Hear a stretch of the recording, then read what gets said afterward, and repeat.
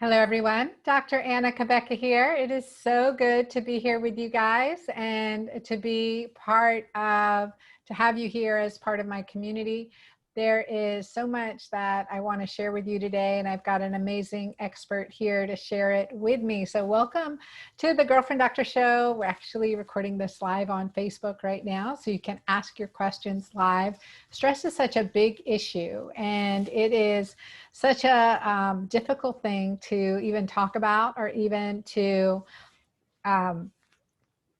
deal with when you're already stressed, right? Like, oh my gosh, it's more stressful to think about handling your stress, right? It becomes stressful to think about handling your stress or doing something to de-stress or and I think I have people in the audience that will resonate truth with this. When someone says you've got to slow down, you're like, oh, no, don't tell me that. Don't tell me to slow down, right? No way.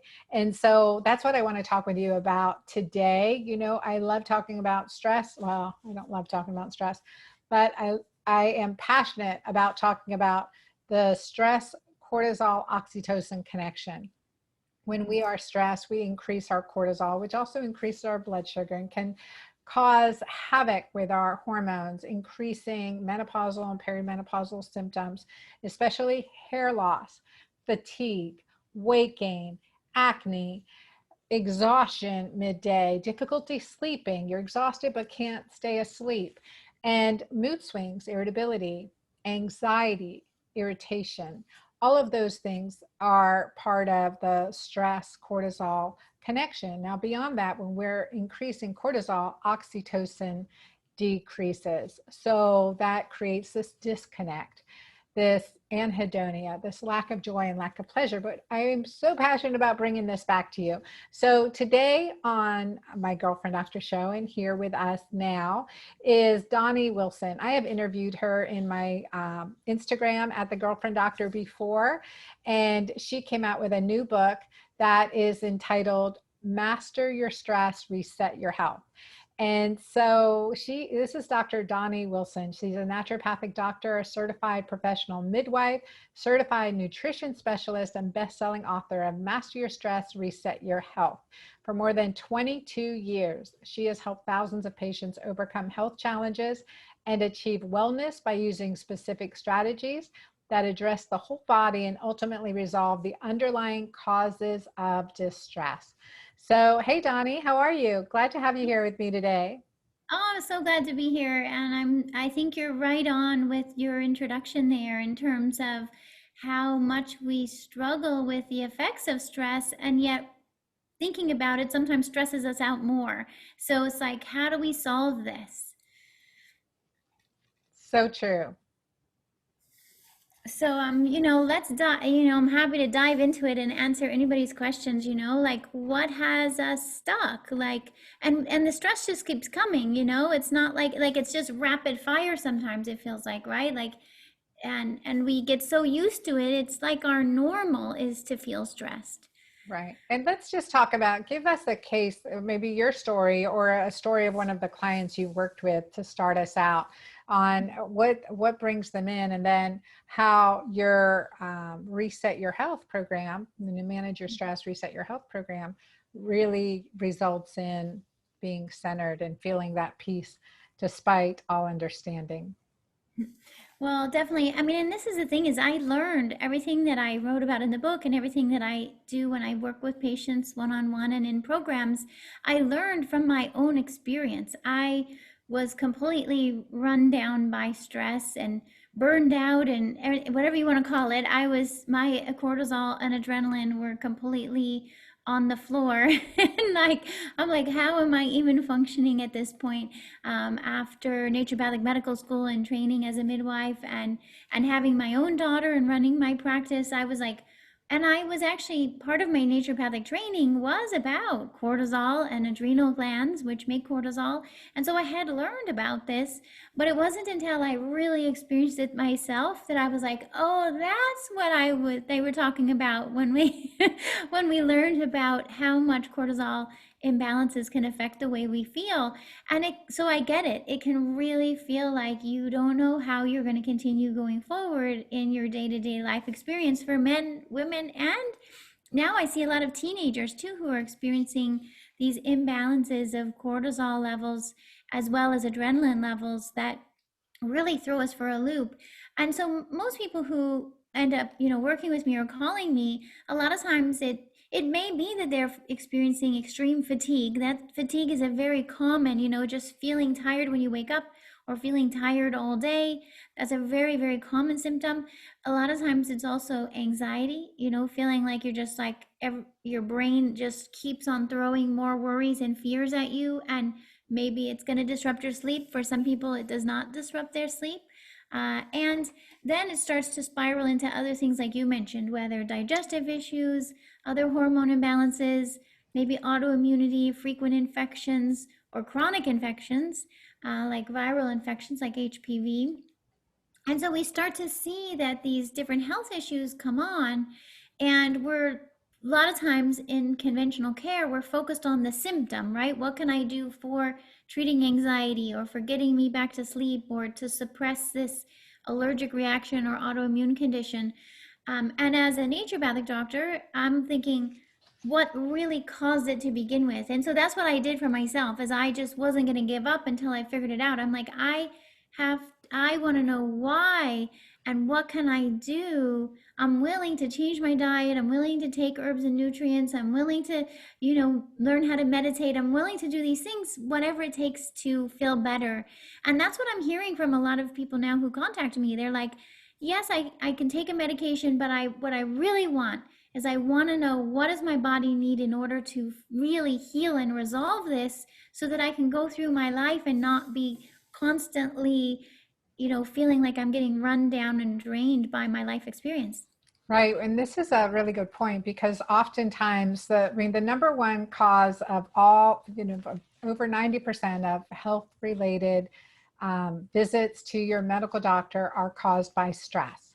And so there was this old thought that, oh, well, stress is just in your head, but it's not just in your head at all, right? It is in your body. It is in your physiology. Stress physiology is different, but 90% of all reason someone goes into the doctor's office is because of stress.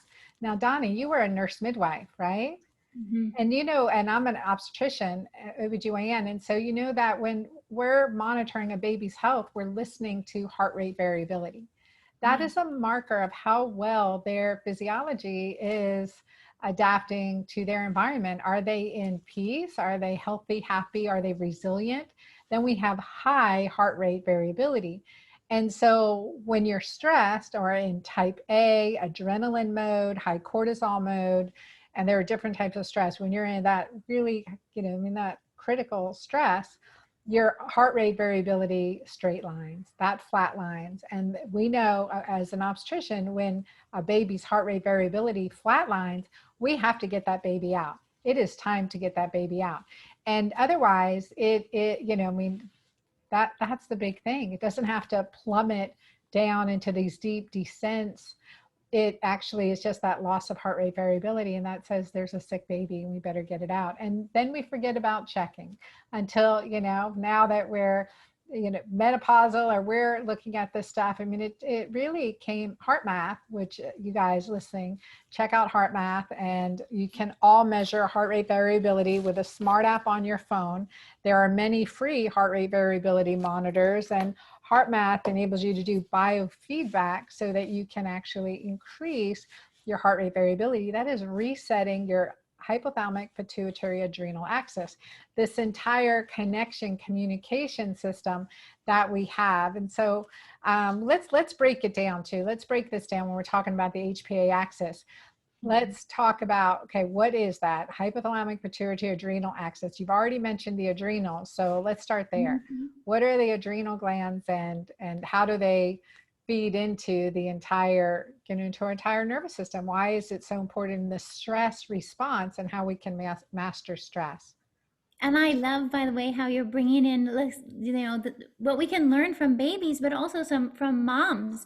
One of the things that so inspired me about researching the HPA axis is that I saw that women in labor progresses so much more efficiently when we have optimal amounts of cortisol and adrenaline. And when there's more stress and fear, labor slows down. or if there's not enough cortisol and adrenaline, labor slows down.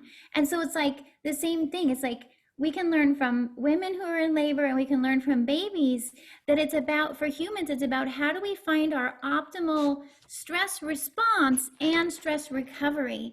It's not about having zero stress, and it's not about having zero cortisol, right? It's how do we have the optimal amount so that we can respond to stress and then have our rest and recovery part too. And so this is, when you mentioned the HPA axis, this is part of our stress response system. This is where the brain is communicating to the adrenal glands, which are down above your kidneys. So the brain is signaling there's a stress going on. Okay, adrenal glands, make more cortisol and adrenaline to help us respond to the stress in the moment, which is a good thing. We need that. Like if there's a siren going off, you want your cortisol and adrenaline to help you get out of danger. The problem is when we're under constant stress throughout our days, and so this is a constant signal from our hypothalamic pituitary axis to our adrenal glands, and so the adrenal glands keep on getting this stress signal. That's when the cortisol and adrenaline get thrown off their optimal levels. You see it, we normally should have a little bit higher cortisol in the morning and gradually decreasing through the day. It's not, it shouldn't be zero, and it shouldn't be the same all the time, right? It should be a little higher in the morning, gradually decreasing. But when we're under constant stress, it gets disrupted. Yeah, cortisol wakes us up in the morning. That's the function of cortisol. Not at 3 a.m. When you're getting that cortisol spike at 3 a.m., you're being awoken then. That's not ideal. So it's the when it's supposed to wake you up around sunrise or shortly thereafter. And it's so, when I think about it, like this is so essential, right? Like to have that cortisol signal, it's not just this, it's just not just a convenient thing. It's actually an essential thing. Like when we have, not only does it help wake us up, but that cortisol is signaling to all of our other hormones in our body. It's signaling to our digestion, our immune system, our nervous system. So if that cortisol is even a little too high for the morning or too low for the morning, it's going to send the wrong signal through your whole body. It's like the wrong text message, the wrong memo goes out. And now every other system in the body is like thinking you're under stress when maybe you're not under stress. And so it's like the body learns these patterns and it anticipates that today is going to be the same as yesterday. And so if our bodies are anticipating stress, then we end up experiencing stress even if today's not that stressful for you. So because a lot of people say that to me, they're like, I'm fine. I'm happy in my relationship. I have a good job. Everything's cool. Why am I still experiencing this? And it's because the stress from your past, your body remembers it, and we need to help your body recover from that past stress experience and get your cortisol back to optimal. So it's sending the balance signals out to your body. Yeah, and it's like when we talk about the HPA axis, hypothalamic pituitary adrenal axis, we really need to add in the thyroid and the gonads, the sex organs, so ovaries for women, testes for men, because that's an integral part of this biofeedback, right? That's an integral part of this communication system. And so where stress can play out is emptying your tank. And often you have more mood swings, more nervous disorders, more anxiety. And I always say, is it bipolar or hormonal? When we address the hormonal issues, open up the detoxification pathways, man, life is in full color, in full bloom at that point.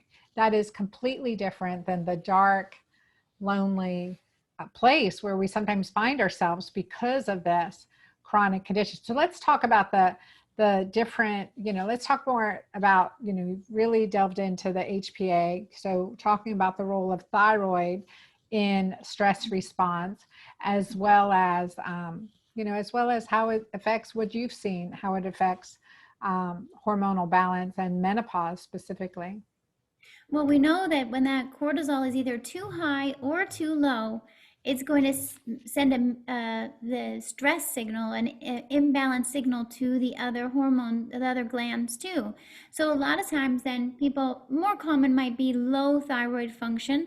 Although for some people, when they're under a lot of stress, their thyroid goes to high functioning. So it can, and then sometimes if the thyroid's out of balance, then it sends another stress signal back and further disrupts the cortisol. So they're constantly in communication with each other and rebounding off of each other. And so it's definitely important to be measuring all of these hormones to find out for you what's going on, right? Like, what is your cortisol at this point in time? How is your thyroid doing? Is it under functioning or over functioning? What do we need to do to recalibrate it? And the same with ovaries and testes. Those hormones get affected too. I look at it as like, we know that when we're under stress, our bodies, of course, are not going to be prioritizing reproductive hormones. They're going to be prioritizing survival mechanisms, right? And so if our body's constantly getting a stress signal from high or low cortisol, it's definitely going to disrupt the production of estrogen, progesterone, testosterone. And if you throw into that a natural body transition like menopause or perimenopause, when the ovaries are already shifting their hormone production, you add on top of that an imbalance of cortisol, it's just going to amplify the imbalance of estrogen, progesterone, and testosterone. So that's why I think a lot of women really feel this in their 40s and 50s. They're like, what is going on? I already maybe was feeling stress a little bit, but now I really feel it. Well, it's because everything is being amplified by the hormone shifts. Yeah, I couldn't agree more. So what are some ways that like you like to address it? What's the lifestyle approach? What supplements do you favor? Well, and I mean, generally, yes, I always feel like, okay, let's start with diet, because there's a lot we can do with dietary changes that are going to be beneficial. And then we can also look at, yes, what we might categorize as lifestyle, or what I usually call stress recovery activities. What are activities that we can choose day to day that we know are going to help bring our cortisol back to more optimal levels, let alone just having a better self-care routine. It's amazing how just what we do day to day in our daily routine, in terms of what we feed ourselves, when we feed ourselves, makes such, those are all signals into our body. We want to send signals of safety. We want your body to know that it's safe. You're going to get fed at consistent times. You're going to get fed consistent amounts of macronutrients without too many, sugars and toxins. You're going to get adequate sleep is another thing. Our timing of sleep and getting enough sleep. All of these essential daily activities that humans do are important for helping our body know that it doesn't need to be in a stress response.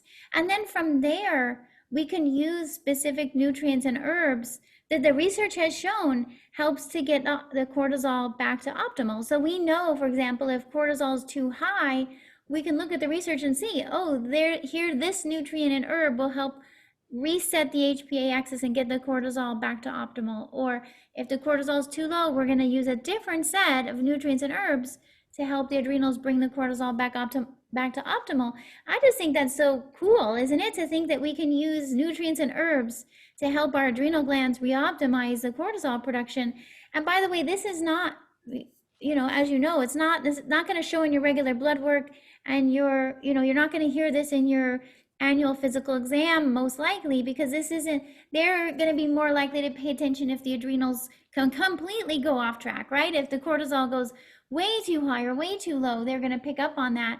But what we're talking about is when it's shifted, perhaps even slightly off track, is enough to still create a lot of imbalances in your body. Yeah, no, absolutely. And we had a good question that came in. And it was about that. What is the best home test? Angela asked, what's the best home test to test your cortisol levels? And what are the best supplements to help with unbalanced cortisol levels? So we touched on that a little bit, and I can talk about some herbs and things that I love to use. What home test do you recommend? What testing for cortisol or adrenal function do you find to be most accurate? Well, that's the thing. I mean, you can do a blood test like at the regular lab for cortisol, but essentially you're going to get a single cortisol level, which only tells you your cortisol at that time and when you had your blood drawn, which can sometimes be stressful. But what we really want to elevated, right? Then you're like, is this really my cortisol level by the time I get myself to the lab and have my blood drawn? you know, what we really want is we want to know your cortisol different times a day. As we talked about, it varies different times a day. So better to measure your cortisol when you first wake up, and midway through the day, and the evening, and the bedtime, so we get a much better sense of what your cortisol is up to. And you can do that either with saliva, so you can spit at a tube at different times a day, or you can do it with a urine sample. And I find both are accurate, and there's different labs out there that offer, there's specialty labs, usually out of pocket, that you order from a functional practitioner.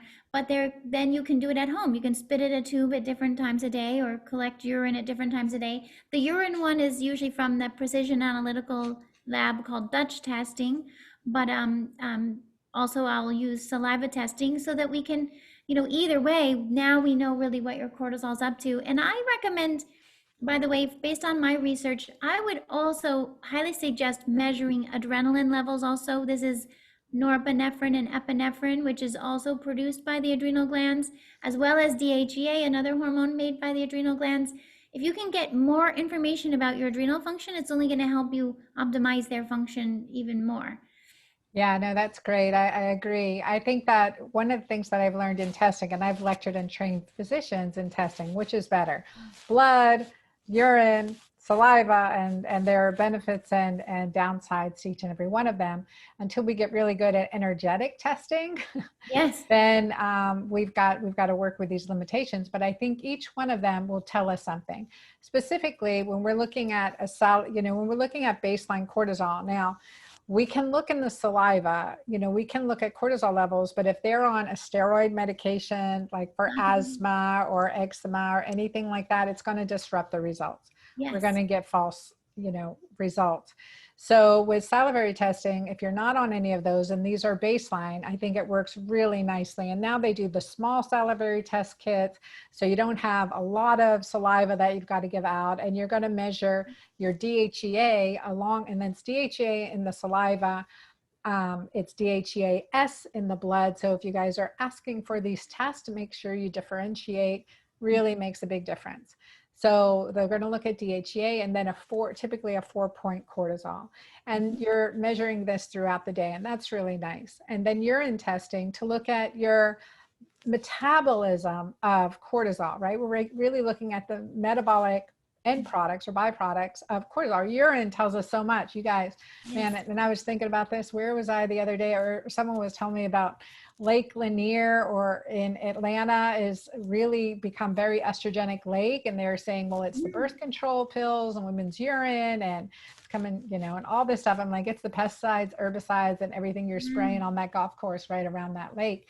But also, really seeing that feminization. So anyway, in our urine, there's lots of hormones, and that goes into our water supply, just to clarify that. So make sure y'all I just did a Happy Healthy Home podcast, and I talk about, I talked about infrared sauna and detoxing, and that is so good for your body.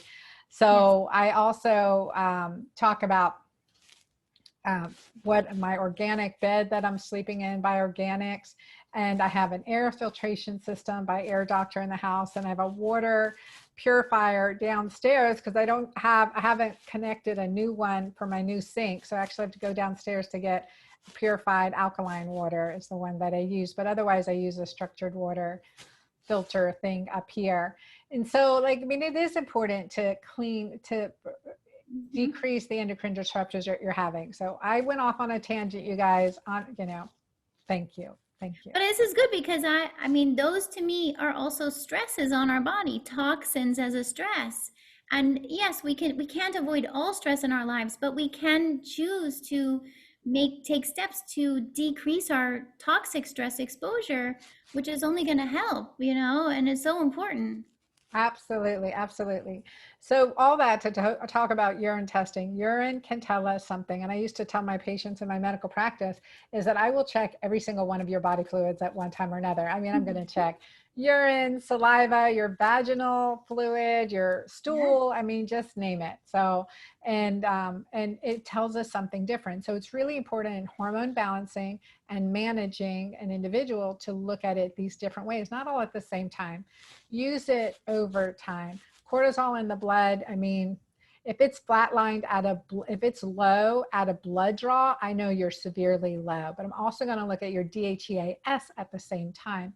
But otherwise, if it's normal, I'm not going to rule out adrenal insufficiency or adrenal dysfunction. We're going to use new terminology now. And then in the urine, that'll tell us something, and the saliva, that tells us something. And that's really what we're looking at, what we're really trying to understand. Okay, well, how are you interacting with your environment at this time? At this time of your life and your environments with your epigenetics and what we need to do about that to restore. So when we talk about supplements, the first thing that ever helped me was my blend of maca and some other superfoods from my journey around the world. And so for me, it's my Mighty Maca Plus 30 superfoods. It's combined in an adaptogenic blend, meaning it supports your adrenals if you're overdrive or underdrive. And I used it for myself and I used it for my patients. And what we saw clinically was an improvement of 70 to 200% in 2 months by taking 2 to 3 scoops of Mighty Maca Plus a day. So that's a huge, I mean, that's better than any other protocol I've used in supporting your, again, being adaptogenic, because there are many adaptogens, not just maca in there. And the second thing is, when we're working on supplementation, that goes after actually detoxification. We always want to detoxify and open up the receptors, but certain things like Magnolia officinalis. I love Magnolia officinalis. I actually am putting it in my new nighttime sleep formula called Night Seas with some sour cherry and some maca. I mean, it's really good. So Magnolia officinalis is a great cortisol leveler, and ashwagandha has a lot of research on it. L-theanine is another vitamin that has a lot of, or amino acid that has a lot of research on it. So those are some of my favorites that I like to use. Definitely, and the thing I always like to emphasize is it's so important to know your core. Now, like you mentioned, maca and some adaptogens will work either way. The term adaptogen means that it's going to bring it back to optimal, kind of whether it's a little too high or a little too low. Another might be holy basil, for example, right? Oh, I love that too. Brings it to optimal. But there's like, if you know that your cortisol's on the high side at certain times a day, that's when, yes, I agree, like magnolia root and ashwagandha, then you're going to want to take them at the time of day that your cortisol is too high. So it's really best to test first. So because one person it might be 3 p.m., another person it might be 10 p.m., and you want to dose it at the right time to help bring it to optimal. And another person may have totally the opposite, might have low cortisol, in which case you're probably not going to be choosing magnolia root, at least not the time of day when your cortisol is low. You're going to be choosing more like a rhodiola or glycyrrhiza or eleutherococcus. These are herbs that do a better job of raising the cortisol when it's too low. And that's what, a lot of my point is to know your body, to get the right treatment, because otherwise you might be taking something and not feeling any better. And you're like, well, why don't I feel any better? And it could be because it's not the optimal herb or nutrient for you at the right time of day. Yeah, no, absolutely. I couldn't agree more. And so when you're in your mission to write this book was to empower individuals to be able to manage their stress and reset their health better. Can you give us 3 tools or tips that everyone listening can start right away to help manage their stress and reset their health? Absolutely. Well, Number one is get her book. Get Dr. Doni Wilson's book. This, again, a naturopathic doctor with a background in midwifery, also very cool, and functional medicine trained. And her book is Manage Your Stress, Reset Your Health, Dr. Doni Wilson. It's available on Amazon, anywhere books are sold. Thank you so much. You're welcome. I'm just put so much of my just knowledge and experience and hope in this book that it can help so many people, because I know that this information is not what you're going to hear, and I'm so glad you're sharing it, Anna, because I feel like anyone listening is so lucky to be hearing from you. Like, here's essential information you're not going to get everywhere to really help you navigate your life and your health issues and stay ahead of it, instead of having all these health issues tumbling tumbling you down left and right and feeling like you can't get ahead of it. There's so many tools we can use.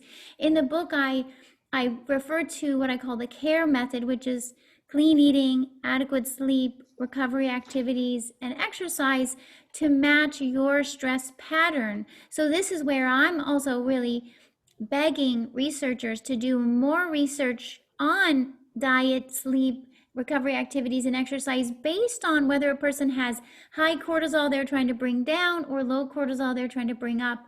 And I Okay, wait, you coin got to say it again. What does CARE stand for?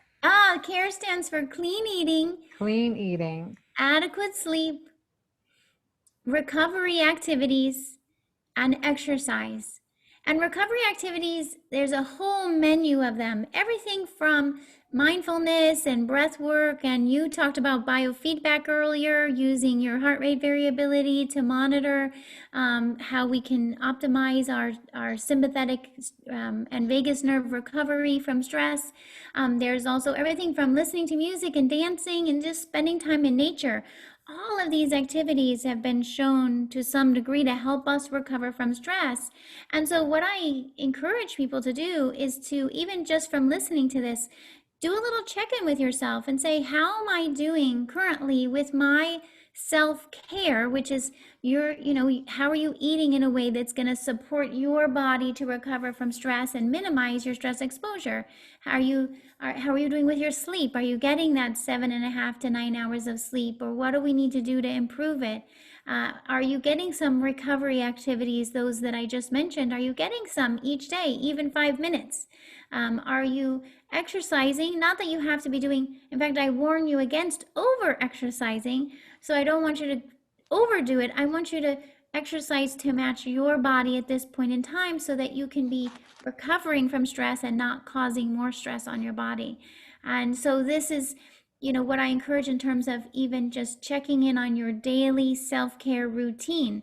Because I think so much of us, especially when we're under stress, we lose track of taking care of ourselves. I just talked to a patient this morning, and she has a new grandbaby in the family, and so she's taking care of the baby, but she's losing track of, is she feeding herself? Is she getting enough sleep? Is she drinking enough water? Is she getting her recovery activities and exercise while being a grandma? So it's like, how do we get good at taking care of ourselves while taking care of others and while living our lives? Yeah, exactly. I mean, I think that's well said. So our treatment for mastering our stress is this CARE: clean eating, adequate sleep, recovery activities, and exercise. And based on that recovery activities, I will tell you what I tell my clients, what I tell my audience, and what I remind myself is that the biggest reset for stress is honestly a 3-day camping trip, or 3 days with the horses, just getting out in nature. We really need to make sure that we get out in nature, sunrise, sunset, every day, get sunshine. And that is, I mean, we are energetic beings, and sunshine fuels our energy. And that is one of the best stress relievers. So it's coming back to nature. I will say we can't beat Mother Nature. We have to work with her. And I think you agree to that. Anything, last words you want to share with our audience? I love that, by the way. I think sometimes it's hard for us to set aside time for ourselves, but it's essential. And you're right, recognizing we're humans living on planet Earth, and nature gives us these signals. And so we just need to encourage ourselves to put ourselves in the position to receive those anti-stress signals, including from the sun and from light and darkness, and so on. And so and then the other piece is just knowing that you're an individual, that this is not one size fits all. Stress doesn't affect each of us the same. So I really encourage you, and this is what I talk about in the book, mastering stress, or stress recovery, is not the same for everyone. We can learn from the research and from these individualized testing, how do we help you recover and master your stress so that, that's different than the other person, so really be willing to customize it, and to know that this is part of our life journey. It's not like the stress is going to end at some point. The stress is going to be there. It's a matter of us choosing to support ourselves through the stress. That's really where we need to be. with this. Yeah, no, I agree. And thank you. You say that so well. And I know you've got a lot in your book there. We have one more question came in from Diana, and she says, how do you know when your cortisol is high or low? Like, how do you really know? And I think this is really good. I would say test, don't guess, but there are some symptoms associated with high cortisol and symptoms associated with low cortisol. Now, this can vary throughout the day. You can be low in the morning and high at night, high in the morning and low, and then or low across the board. So there are different ones, but how do you know when it's high and how do you know when it's low, Donnie? Well, and I'm glad you asked this. So in the book and also on my website, I created a quiz that's based on the symptoms. So if you even just go to drdoni.com, it's going to pop up. It's a stress quiz, or I can type it in the chat for you so you can see. It's Dr. Doni, spelled out doctordoni.com/stress quiz.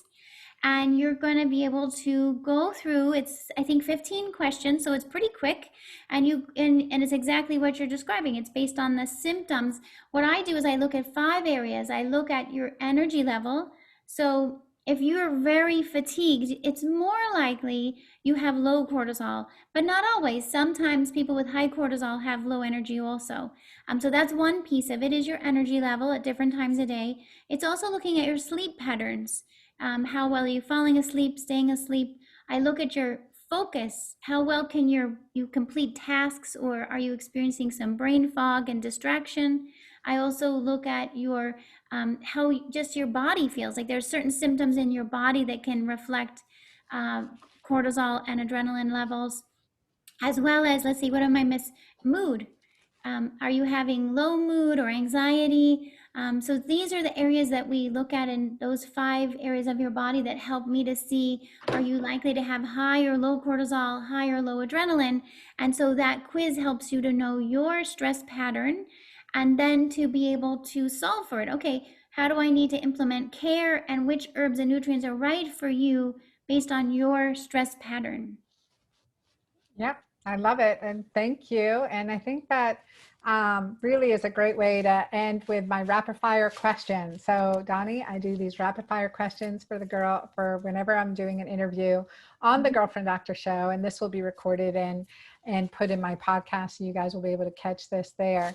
So the rapid fire questions based on the 4 pillars of the Girlfriend Doctor, which is nourish, shine, awaken, and embrace, which we stand on in order to have beautiful longevity and quality of life with the best relationships and the best of health. And a motto that we go by and that we put on our supplement boxes is, when you have your health, you have 1,000 wishes. When you don't have your health, you have only one.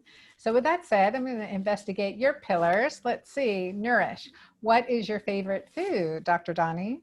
Oh, my favorite food. Wow. Oh my gosh. Well, I'm a Doesn't have chocolate. to be the healthiest. Does not. I was gonna say What's I'm your a favorite? chocolate lover, so a lot of times I'm out to find the healthiest version of chocolate. We know chocolate is filled with antioxidants, and so it has a lot of good purposes. But we want to make sure we don't get chocolate with a bunch of sugar and other stuff in there. So I'm always, anyone who knows me knows that nearby me. I usually have some really healthy dark chocolate. I love it. Is there a brand that's your favorite right now? One of my favorites is from Hue Chocolate. Do you know Hue, HU Kitchen? Um, Yes. and that's one of my favorites. And but wherever I am, always like, okay, let me see what I can find. In like if I'm in South America, I'll just go for straight cacao. That's even better when I can get it. Or they have them in Mexico too, organic cacao, right? That's so delicious. Awesome. Awesome. Yes. And now for shine, you have glowing skin. What's your favorite skincare product or beauty hack? You probably know Dr. Trevor Cates. I love Um, Dr. Trevor Cates, the spa yes, doctor. the spa doctor. So she has one of my favorite cleansers. I use the spa doctor cleanser, and I've just been, because it's organic, doesn't have any. It has, I think, like 3 ingredients, and I, a lot of time, I have a. You mentioned acne earlier. My skin easily will turn to acne if I don't have something that's working for me. So I use The Spa Doctor Cleanser. Awesome. Okay. And then Awaken, what are you reading right now? What are Oh, you loving? wow. Oh my gosh, thank you for asking. I actually, I mean, one of the books that I've been reading is a book about shamanism. I'm reading about all different shamanistic healers from around the world, and that's one that I've been really interested in because it allows me to really look at a different way of looking at the body and healing and understanding different systems of medicine. Wonderful. Good. Thank you. And I actually don't know. Are you married or single or I'm single. single? And so with intimacy, what is your favorite thing about intimacy? Oh, that's a good question. You know, Girlfriend to girlfriend.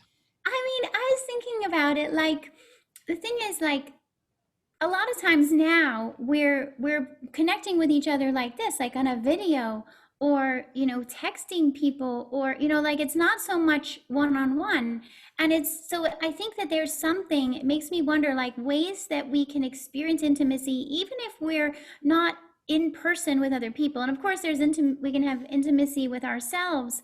But I think it's a really interesting question of like how do we even when we're connecting with a friend on a video or a phone call, how do we allow that oxytocin? Because to me, intimacy, a lot of it is stimulating oxytocin, right? Mhm. So just getting good at allowing the oxytocin to be stimulated, even if we're on a phone call or even if we're with our pets. I mean, one of my favorites is animals. So I spend a lot of time. You just heard my dog scratching over here. Yeah. I'm a lot of times with dogs and cats, and so if it's not just with myself, it's like how do I allow oxytocin to flow even if I'm with on a phone call with a friend or in present with animals.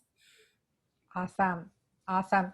Hanel wrote, I just ordered Dr. Doni Wilson's book. I did the stress quiz and I'm a night owl. Looking forward to learning more. So Awesome. awesome. So I'll definitely keep you in the loop with how she does. And thank you, Doni, for being here. Thank you to everyone who is part of the Girlfriend Doctor community and the Girlfriend Doctor show. We are continuing to grow. We have over 60,000 downloads a month. I mean, I'm shocked. I'm grateful, shocked, and honored at those numbers. I just learned it. So I hadn't been really tracking. So, what gets measured gets managed. And so that's really important to check our numbers, right? Like standing on the scale and checking your waist measurement and doing these accountabilities checking your labs and looking at what is getting better over time. But I'm really honored for that. And I want to thank all of you for your reviews. And if you haven't left a review for the Girlfriend Doctor Show, please do wherever you listen to the Girlfriend Doctor Show, on iTunes, on YouTube, and on my website. So I thank you all for being here and we'll see you next time. I look forward to it. Bye, everyone.